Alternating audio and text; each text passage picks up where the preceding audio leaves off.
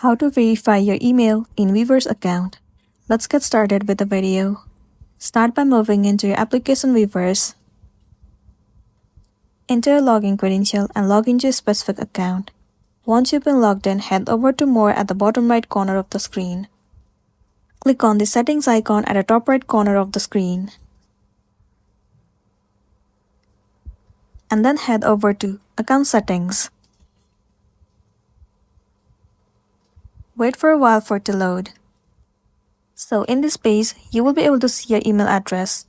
But you can see there is no any option or the feature where you can verify your email address. It means that your account is already verified.